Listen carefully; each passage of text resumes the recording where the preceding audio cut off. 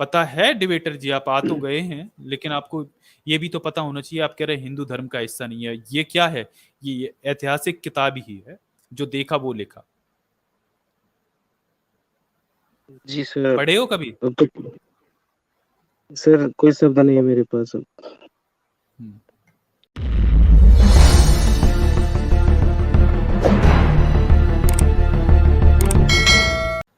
हमारे साथ डिबेटर आए हैं। हाँ जी भाई डिबेटर हाँ सर। जी, बताएं क्या डिबेट करेंगे आप? सर डिबेट करना है सर अनटचेबिलिटी। थोड़ा सा ऊंचा बोलिए, थोड़ा सा। अनटचेबिलिटी पे। आपका ये माइक दिक्कत कर रहा है क्या बार बार? हाँ अभी बोलिए, अभी बोलना। सर एक सेकंड सर, थोड़ा नेटवर्क में जा रहा है। आप यार थोड़ा एक नेटवर्क जगह कहीं माइक बैठ सही जाइए। से अगर आप डिबेट करने आए, डिबेट करने आए तो आप एक जगह कहीं स्थिर होकर बैठ जाइए। आप ऐसा लग रहा है भाग दौड़ कर रहे हो जैसे। एक सेकंड सर, नेटवर्क में जा रहे हैं। हाँ चलिए, नेटवर्क एरिया में चले जाइए अब। मैं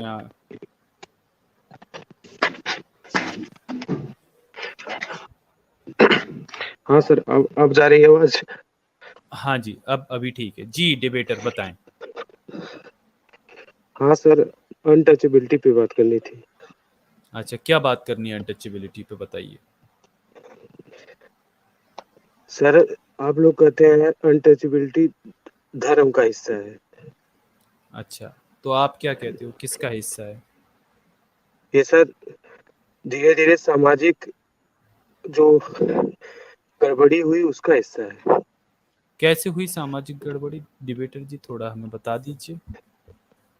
सर जैसे, वैसे धर्म ग्रंथों को सपोर्ट नहीं करता मैं, हम्म। लेकिन वहां पर जो अछूत है उनके बारे में, उनको जातियों में नहीं रखा गया है। तो कहाँ पे, धर्म ग्रंथों में?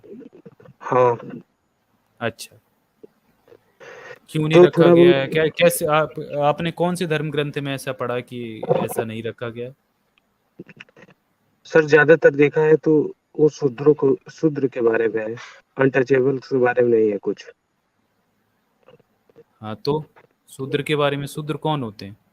शूद्र अनटचेबल में नहीं आते क्या? सर शूद्र शायद अनटचेबल में नहीं आते।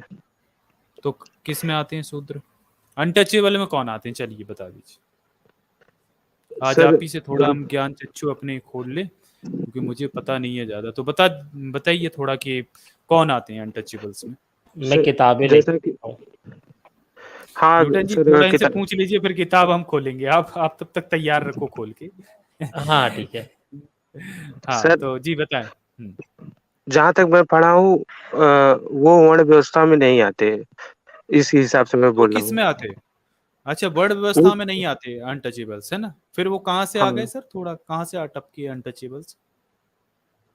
वो तो है भारत में है, वो तो वही तो बोल रहा हूँ, धर्म जो बनाई गई है उस व्यवस्था में वो लोग नहीं थे, उनका धर्म से कहाँ कोई थे फिर लेना वो? देना, फिर किससे वो लेना देना था सर? सामाजिक गड़बड़ियों से लेना देना है। अरे सर, जब यहाँ पर चार ही वर्ण होते थे, ब्राह्मण हाँ क्षत्रिय वैश्य शूद्र, तो फिर हाँ, वो कहाँ थे? मतलब वो तब थे नहीं क्या, जब ये चार थे। ही वर्ण होते थे? तो फिर उनका उनका एक उनकी आइडेंटिटी क्या थी? उनकी आइडेंटिफिकेशन कैसे करेंगे? उनके लिए क्या बताओगे? वो उनको क्या बोलते थे? उनको सर क्या है, बेसिक सामाजिक स्ट्रक्चर से थोड़ा दूर ही रहते थे वो लोग। हाँ तो क्यों और रखा जाता था दूर, क्यों रखा जाता था समाज से दूर उनको? सर इसका आपको ऐतिहासिक तथ्य ढूंढना पड़ेगा। तो कौन आप ढूंढेगा कोई ये ऐतिहासिक तथ्य? मैं तो ऐतिहासिक तथ्य यहाँ पर बता चुका हूँ कि अनटचेबिलिटी आई कहाँ से। कहाँ से आई है सर, बताइए। नहीं, आप बता रहे हैं, आप एक्सप्लेनेशन दे रहे हैं, तो थोड़ा पहले आप बता दीजिए। हम तो यहाँ पर अभी खोल के विद रेफरेंस आपको दिखाएंगे ही ना। हाँ, ऐतिहासिक दिखाइएगा, धार्मिक ग्रंथों तो मान लो वैसे ही है, काल्पनिक है, तो इतिहास में ऐतिहासिक। देखिए, ये धर्म ग्रंथ से ही आई है, तो धर्म ग्रंथों से ही दिखानी पड़ेगी। अब इतिहास में थोड़ी ना ये ऐतिहासिक, हाँ कुछ जो हिस्टोरियन आए हैं उनके बारे में मैं दिखा सकता हूँ कि हाँ ये कहाँ से हिस्टोरियन ने बताया कि अनटचेबल्स कौन होते थे, किनको तो अनटचेबल उस समय सिंबल बनाते थे। वही, हाँ हाँ वही सरकार, उस समय ब्राह्मण नहीं थे, न ब्राह्मण धर्म था। हाँ कैसे नहीं था, अभी आपको दिखाऊंगा। तो अच्छा आप बताइए दिखाइए आप तो। कहाँ से आप, ठीक है मैं आपको पहले तो हाँ आपको थोड़ा चेक कर लूँ। आप ये बताइए कि आप वर्ण व्यवस्था में कहाँ पर अपने आप को पाते हैं, कहाँ। सर, जब संविधान लागू हुआ है, मैं उसमें कोई यकीन नहीं करता, ना ही मैं वहां पे अपने आप को रखना चाहता हूँ किसी भी पोजीशन में। फिर आप डिफेंड क्यों करने आए हो फिर? डिफेंड जब वर्ण इसलिए। व्यवस्था आपको नहीं, जब वर्ण व्यवस्था को आप मानते नहीं, फिर उस धर्म को क्यों आप फॉलो कर रहे हो? मतलब उस धर्म का, धर्म की पैरोकारी करने से आपको क्या मिलेगा, बताएं धर्म थोड़ा सा। सर, धर्म की पैरोकारी करने नहीं आया हूँ, बस एक लॉजिकल व्यू में कह रहा हूँ। उसका धर्म से या धर्म में जो भी थोड़ी बहुत थोड़ी क्या ज्यादातर जो कहा गया है, वो अनटचेबिलिटी भी नहीं कहा गया है। किसी और पर्पस के लिए शूद्र को उन लोग नीचा दिखाए हैं जिन्होंने लिखा है। किस ये किस मेरा, पर्पस से दिखाया, थोड़ा बताओ तो भैया, बड़े ज्ञानी लग रहे हो आप मुझे महाशय। किस पर्पस में दिखाया है, चलो बताओ।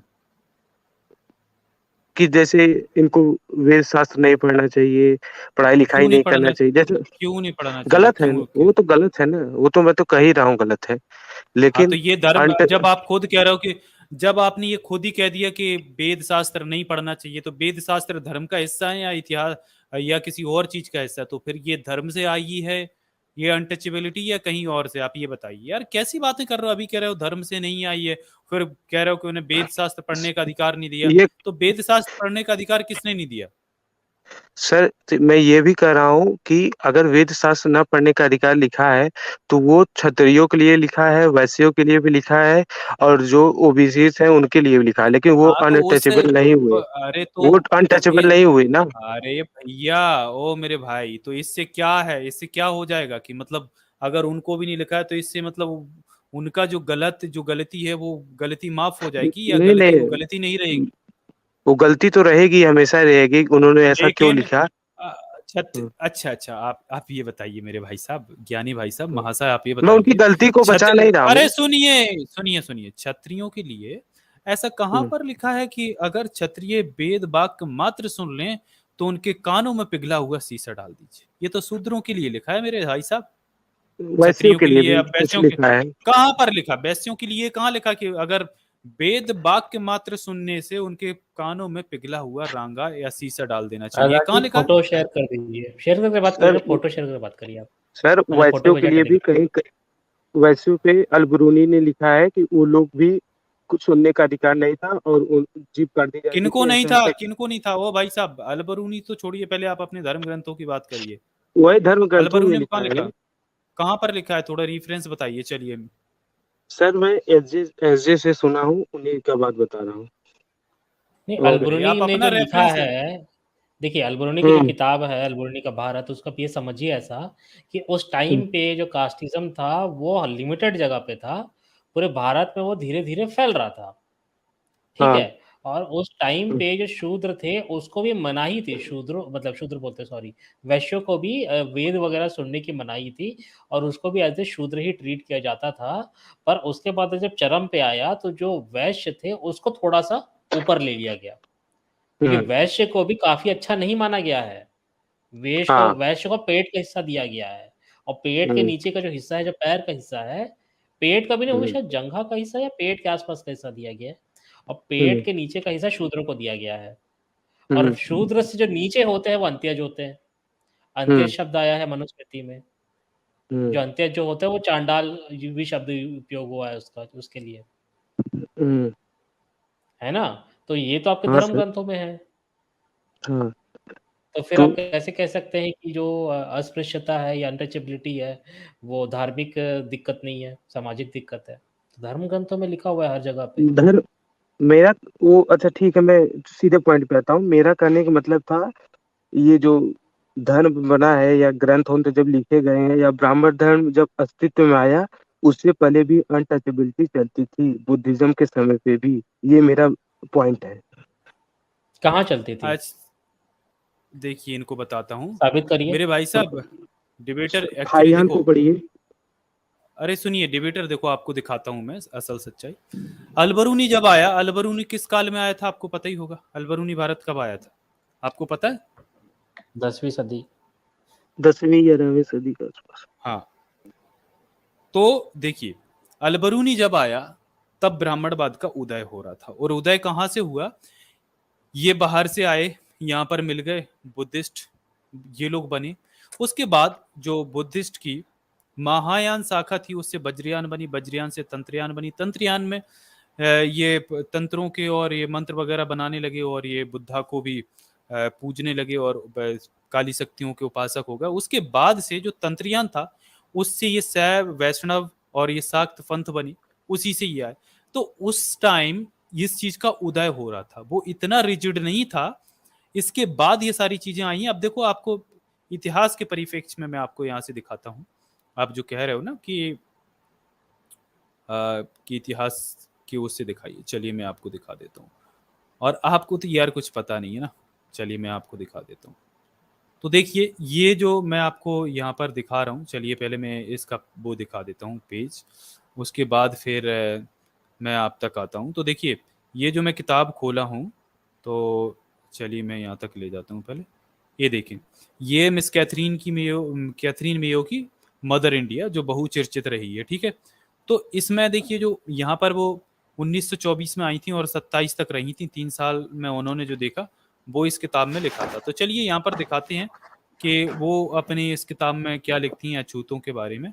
तो यहाँ से देखिए, ये पेज नंबर ये पीडीएफ में 58 है, लेकिन किताब में दूसरा होगा, क्योंकि इसमें पॉइंट का थोड़ा फर्क है।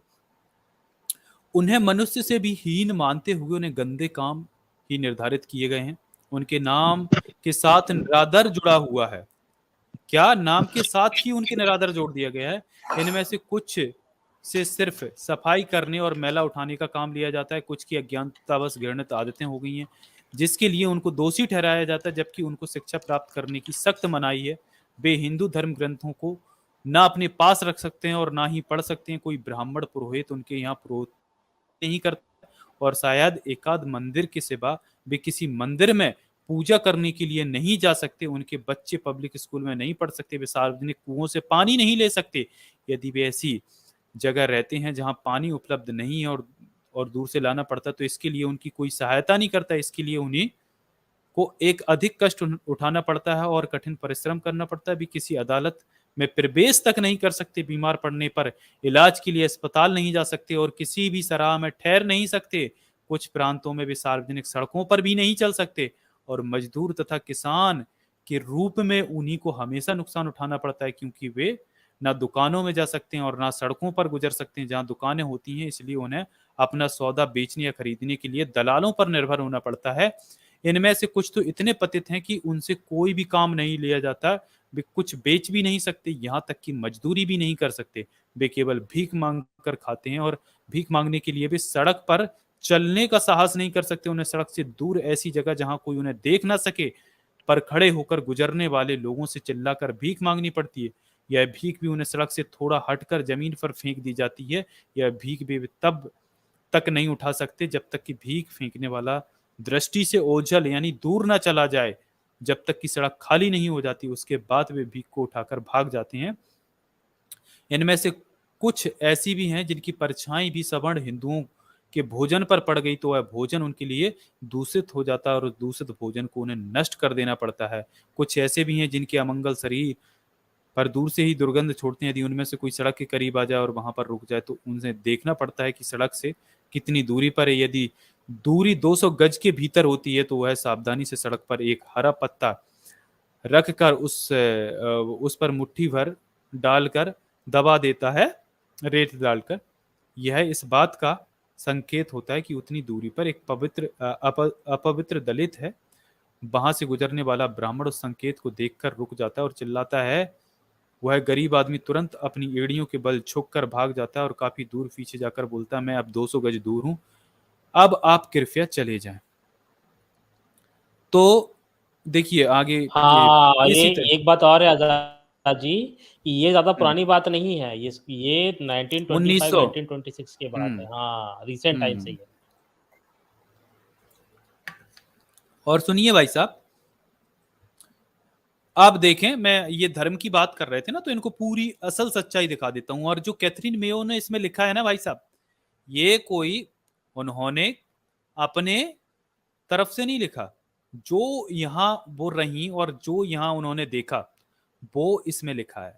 असल में वो 1924 में आकर 1927 तक यहाँ रही थी और ब्रिटिश काल में वो ब्रिटिश लोगों के साथ घूमी और यहाँ के भारत के जो हालात देखे, उसके जो देखा उन्होंने वो लिखा। ठीक है, तो अब देखिए आपकी यहाँ क्या लिखा जा रहा है। दोस्तों आप शेयर करिए और दिखाइए कि देखिए ये लोग जिस तरीके से सच को छुपाते हैं तो सच निकल कर आ ही जाता है। अब देखिए यहाँ पर आगे क्या लिखते हैं। इसी तरह की एक और जाति पुलैया है, जो जाति मालावार तट पर रहती है, इन्हें अपने घर बनाने का अधिकार नहीं है। देखिए घर तक नहीं बनाने दिया जाता। ये बात कब की हो रही है? 1925 की।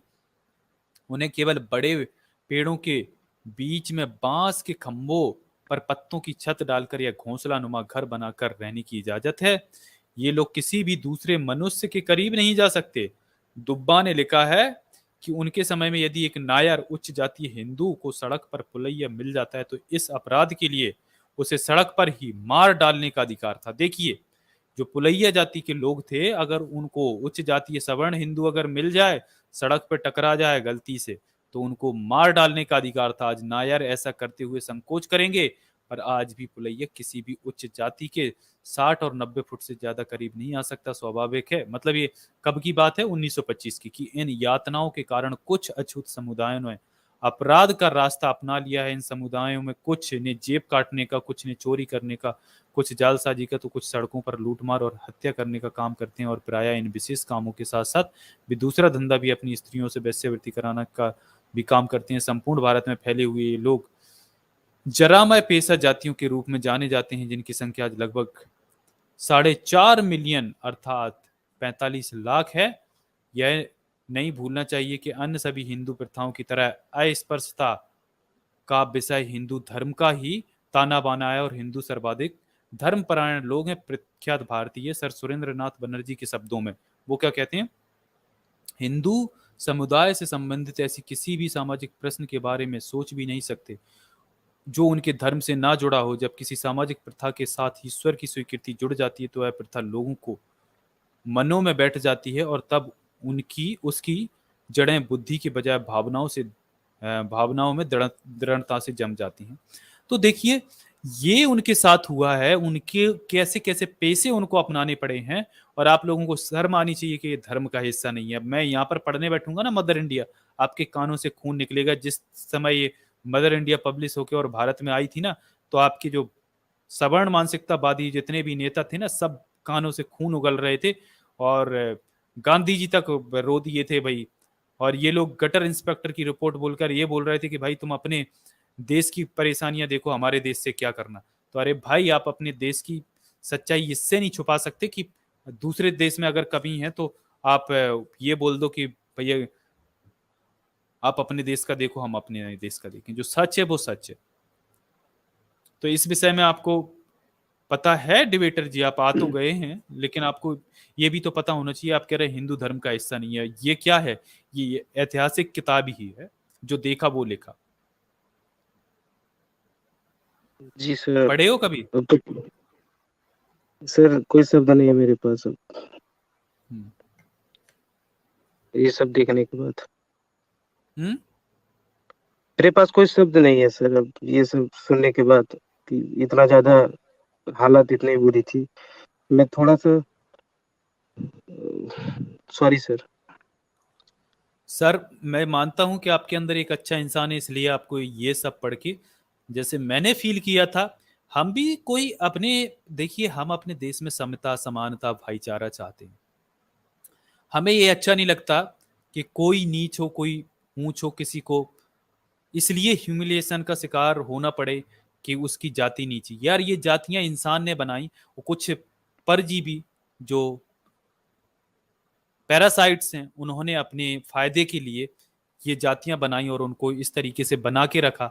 आप सोचिएगा कि आपको अगर 200 गज दूर किसी इंसान से जाना पड़े भीख लेने के लिए भी, मतलब वो सार्वजनिक तालाबों से, कुएं से पानी नहीं पी सकते, उन्हें भरने मतलब पानी भरने भी, ढोने के लिए भी जाना पड़ता है, तो गांव से बाहर जो गंदे जो गड्ढे कूड़े होते हैं, मतलब उनमें पानी भरा है, वो वहां से लेके आओ, नहीं पानी की कोई व्यवस्था नहीं है। बेचारों को नहाने तक के लिए पानी, पीने के लिए नहीं था तो नहाने की तो दूसरी बात है ना।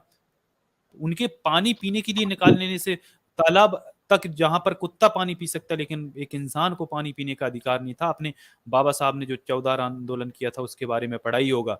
तो दोस्तों, ये आप लोगों को भूलना नहीं चाहिए। और डिबेटर जी, आपसे भी बोल रहा हूं कि ये जो चीजें हैं ना, ये इंसान को कचोटती हैं। आप कितना भी लीपापोती कर लीजिए, लेकिन इतिहास को दबा नहीं सकते। आप कैसे हर चीज को नकार सकते हो यार। यहाँ पर जो भी सवर्ण मानसिकतावादी हिंदू आते हैं और वो कहते हैं ये मिलावट इसने कर दी, वो मिलावट उसने कर दी। अरे भाई, मिलावट कर दी तो मिलावट होने के बाद ये सारी चीजें समाज में इस तरीके से व्याप्त नहीं होती। इतिहास चीख चीख कर बोल रहा है।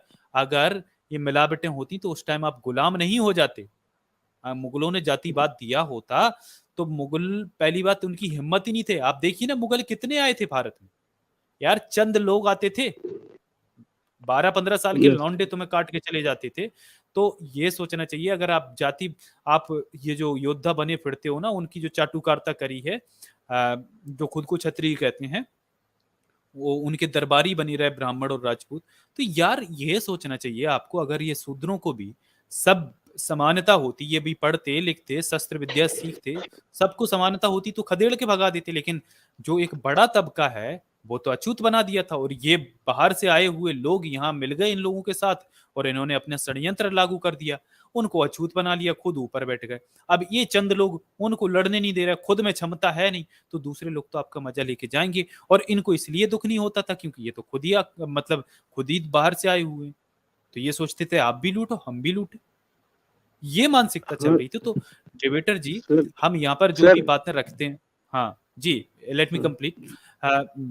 हम जो भी यहाँ पर बातें रखते हैं वो हिस्टोरिकल फैक्ट्स लेकर आते हैं, जो धर्म ग्रंथों ने जो दिया है वो यहाँ पर दिखाते हैं। तो डिबेटर जी, हमारा कोई ऐसा मकसद नहीं है कि हम यहाँ पर किसी नफरत का एजेंडा लेके बैठे हैं, कि नफरत फैलाने के लिए बैठे हैं, कि हमारा कोई हिडन एजेंडा है। यहाँ पर हम समानता की बात करते हैं। और जितना भी आप देख रहे हो ना, हम यही मांग करते हैं कि भाई देखो, जिस दिन आप आज भी देख, क्राइम रिपोर्ट्स उठा लो, एट्रोसिटीज अगेंस्ट दलित से लिख के देखो आप गूगल पे, कितनी मिलती है, हर स्टेट की निकाल के देख लो, आपको पता चलेगा भाई ये एट्रोसिटीज दलितों पर ही क्यों होती है, SC ST पर ही क्यों होती है, कौन करता है। अब उन पे हो रही है ये, उन पे अत्याचार हो रहे हैं, करने वाला कौन है, सवर्ण। तो आज सवर्णों की मानसिकता नहीं सुधरी। अब मान लीजिए, मैं ये नहीं कह रहा हूँ सारे सवर्ण, कुछ जो मानवता पसंद लोग हैं वो उस जातीय अभिमान और उसको ठोकर मार के वो हमारे साथ खड़े हैं, हमारी पीड़ा समझ रहे हैं। लेकिन कुछ वो ये आज भी लीपापोती करने में लगे हैं। उनको जब उनके बाप दादाओं की करतूत दिखाई जाती है तो वो कहते हैं ये गलत है, ये मुगलों ने मिलावट कर दी। अरे भाई साहब, मुगलों ने मिलावट कर दी तो फिर मुगलों की मिलावट को ढो क्यों रहे हो आप। आग लगा दो आज बैठ के, आज लगाओ, चलो हम आज से माफ कर देंगे। उठाओ सारे धर्म ग्रंथ जिनमें आप कहते हो मुगलों ने मिलावट करी, जलाओ सारों को, कैसे मिलावट करते, बनाओ नए ग्रंथ जिनमें सबको संविधान के जैसे। नहीं, आपको तो धर्म ग्रंथ की जरूरत ही नहीं है, संविधान हमारा इतना अच्छा है, दुनिया के सभी देशों से अच्छा हमारा संविधान है, सबको हर चीज की वो छूट देता है। एक रैशनल आदमी को भी, एक धार्मिक आदमी को भी किसी के अधिकारों का हनन उसमें नहीं किया गया है। तो उसको मानो भाई। धार्मिक मान्यताओं की किताबों में आप क्या रखा है आपका, अगर रखा है तो फिर सिद्ध करके दो। आप कहते हो धर्म ग्रंथों से साइंस निकला, तो एक थोड़ा सा साइंस निकाल के दिखाओ। नहीं निकलता है तो हम जो दिखा रहे हैं, तो फिर वो देख के आप बौखला क्यों जाते हो। अगर वो कहते हो मिलावट है तो फिर जलाओ उस किताब को, मिलावटी किताब को, रखे क्यों हो। तो कुछ तो करना पड़ेगा यार। आप डिबेटर जी सोचिए, आप हर चीज से नहीं मुकर सकते ना, नहीं सर, इसलिए हम कहते हैं मैं उसका विरोध करता हूँ। और सर ये थोड़ा सा अपना पॉइंट रखता हूँ मैं। क्या होता है कि सर बचपन से जैसे त्योहार मना रहे हैं, क्या बोलते हैं, नवरात्र में नाच गा रहे हैं, या फिर गणेश चतुर्थी में मजे ले रहे हैं। हम लोग मतलब पूजा से नहीं मतलब था, लेकिन वहाँ पे जो मजा आता था, जो क्या बोलते हैं प्रोग्राम होता था, तो उसमें लगातार इन्वॉल्व रहते थे, तो उससे अटैचमेंट हो जाती है थोड़ी सी। तो फिर हम लोग फिर सोचते हैं, कोई ऐसा करता है तो थोड़ा सा बुरा लगता है, वो अटैचमेंट के नाते। हम लोग मतलब धार्मिक ग्रंथ तो पढ़ते उढ़ते नहीं, लेकिन जो प्रोग्राम होते हैं उसमें खूब मजा आता है, जैसे नाग पंचमी हो गया है तो खूब खेलते उलते हैं कबड्डी वबड्डी, या दुर्गा पूजा भी हो गया, नवरात्रि, तो हम लोग वहाँ पे आरती करने होता है, लेकिन हम लोगों का जो मेन पर्पस रहता है खेलते हैं, वहाँ मजे लेते हैं, लाइटिंग वुइटिंग सजाते हैं, तो सब कई लोग मिल जुल के एकदम मनाते हैं ना, तो उसमें खूब मजा आ जाता है, या पटाखे उड़ाके फोड़ते हैं दिवाली में, तो थोड़ा अटैचमेंट हो जाती है। लेकिन अब इस धर्म में ऐसा लिखा है तो अब इसको डिपेंड नहीं कर सकते सर, सॉरी सर। अगर धर्म इस बेसिस पे खड़ा है तो अटैचमेंट हम लोग अपना छोड़ देंगे सर, आस्तिक हो जाएंगे और अपने धर्म को भूल जाएंगे सर, सॉरी सर। हम्म। तो वही तो ना डिबेटर जी, मुझे बहुत अच्छा लगा इस तरीके से अगर हमें अपनी पूर्वजों की हुई गलतियों पे अगर शर्मिंदगी आए और हम उनको छोड़ दें तो हमारा देश कितना अच्छा हो जाएगा। ये सर ऐसे सोचिएगा ना कि अगर हमारे साथ कोई छोटा सा भेदभाव कर दे, छोटा सा, अगर हमको कोई थोड़ा सा इतना बोल दे कि भाई साइड से हट, तू अछूत है या तू यहां नहीं आ सकता, सर हमारा खून खौल जाता है। अगर आप कहीं चाय पी रहे हो किसी दुकान में जाके और चाय ऑनर आपको ये बोल दे कि भाई इस गिलास को धो, इस कप को धो, क्योंकि तू नीची जाति का है, तो सर वहां पर सोच के देखिए जरा, जब आपके साथ ये गुजरेगा, ये तो कुछ भी नहीं है, नॉर्मल सी बात है। उस हिसाब से जो जैसे हमने अभी आपको मदर इंडिया पढ़वाया है, उस हिसाब से तो ये कुछ भी नहीं है। सर ये कहता तो हूँ सर ये कि अछूतों को सर करीबन 40% आरक्षण दे देना चाहिए सर, मेरे हिसाब से, खासकर गांव वालों को। मैं गांव देखिए को भी कभी कहता हूँ, डिबेटर जी क्योंकि सर उनको गांव में बहुत देखिए बेकार स्थिति है उनकी। देखिए डिबेटर जी, उनको आरक्षण की जरूरत भी नहीं है असल में। उनको जो आरक्षण की जो रोना रोते हैं और उनको ब्लेम करते हैं कि भाई ये तो आरक्षणवादी लोग हैं, देखिए उनको जो पीछे छोड़ा गया है, आरक्षण का मतलब ये भी नहीं है कि आरक्षण उनको किसी के हिस्से की चीज दे दी गई। आरक्षण में उनको किसी के हिस्से की भी चीज नहीं दी गई। उनका जितना उनका लगता है उतना भी रिप्रेजेंटेशन नहीं है देखा जाए तो। क्योंकि सर आप देखिए कि यहाँ पर 15% सवर्ण है और उनको अभी जो ईडब्ल्यूएस का जो घोटा जो चल रहा है, अभी ईडब्ल्यूएस पे बात चल रही है, वो 10% उनको मिला है 15% में से, ठीक है। और उसके बाद देखिए आपको पता है ओबीसी ओबीसी का 27% आरक्षण है, लेकिन कई कई कई स्टेट में पूर्ण पूर्ण रूप से लागू नहीं है, ठीक। सर आपकी तरफ से मैं म्यूट करूंगा। वो कई कई स्टेट्स में पूरी तरीके से लागू नहीं है। और अगर 27% पूरा भी मान लिया जाए तो आरक्षण देखिए जो 27% ओबीसी का है और टोटल मिला के 49 पॉइंट कुछ परसेंट होता है, सॉरी 51% कुछ होता है। तो यार ओपन कैटेगरी में तो ब्राह्मण जा सकते हैं, ये ड्रॉप हो गए। अब दोबारा से एंटर करिए। अच्छा ये डिबेटर आ गए। डिबेटर आप सुन पा रहे हैं? यह सर थोड़ा नेटवर्क चला गया था। अच्छा हाँ। हाँ तो सर, हाँ समझ जी, रहे क्या हैं कह सर रहे हो? वो, कि जो थोड़ा बहुत है भी उसको लागू से नहीं किया जा पा रहा है। हाँ सर, लेकिन सर मैं खासकर थोड़ा सा अनटचेबल लोगों के प्रति अब थोड़ा ज्यादा मेरा ये है कि ठीक है, नहीं नहीं सर, आपने जो कहा ना वो थोड़ा देखिए समझिए। रिजर्वेशन की आप कह रहे हो 40%, देखिए ऐसा है कि उनको कोई भीख नहीं चाहिए, उनको कुछ नहीं चाहिए। आप रिजर्वेशन नहीं देखिए सर, 27। देना चाहिए, नहीं नहीं उनका मैं हक है बता रहा हूँ, सर। हाँ अरे सुनिए सुनिए मैं बता रहा हूँ। देखिए 27% ओबीसी का है और 15% एससी का है और 7.5% है एसटी का। हम्म, ये टोटल मिला के सर होता है 49%, 49.5%। और हम्म, जो ईडब्ल्यूएस का वो 10% है ना। हम्म, उसके बाद आती है ओपन कैटेगरी, ठीक है।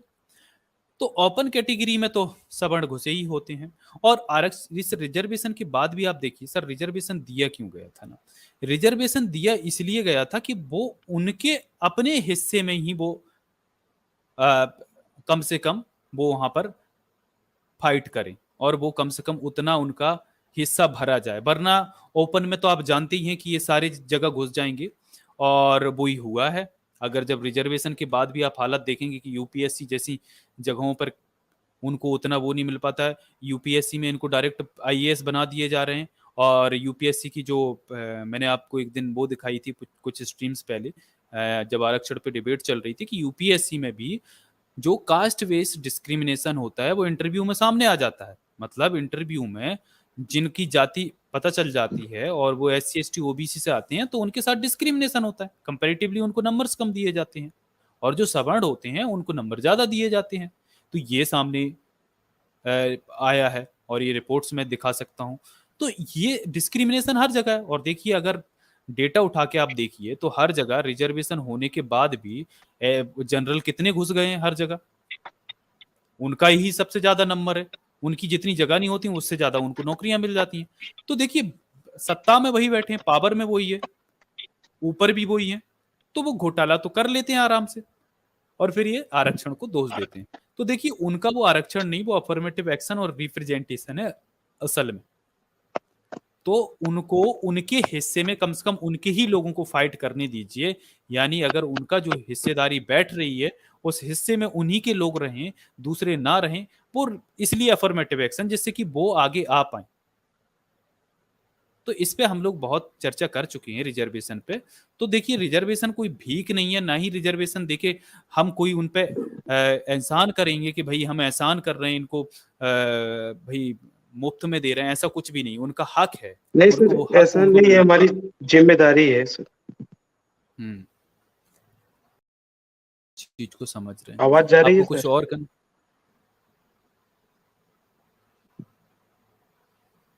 जी आ रही। जी बताएं। हाँ सर, ये कर रहा था, ये हमारी नैतिक जिम्मेदारी है। और सर, ये सब चीजें तभी हम सोच सकते हैं जब इतिहास का पता होगा। क्योंकि जैसे सर, अभी जो लड़के हैं या फिर अपर कास्ट में, वो इतिहास को उतना पता नहीं रहता, तो वो उनको अजीब लगता है अचानक से देखने पे। तो मुझे लगता है ये एक भी कारण होगा। जब तक आप इतिहास की किताबों में पूरी सच्चाई नहीं बताएंगे, तो उनके प्रति सहानुभूति बच्चों में नहीं आएगी, तो वो लोग सोचेंगे कि ये ऐसा क्यों हो रहा है। मुझे लग रहा है कि जब तथ्य और इतिहास सामने होंगे, तो जो जिनको तकलीफ भी है आरक्षण से, उनको भी एक समझ में आएगा कि ऐसा क्यों किया जा रहा है। जी। तो ठीक है, आपको अच्छा लगा आपसे बात करके। ऐसे कॉलर्स होने चाहिए जिन्हें एहसास हो। ठीक है, अच्छा जी लगा सर। डिबेटर, आप आते रहें। जी चलिए, थैंक यू। जी sir, thank you. Okay debater.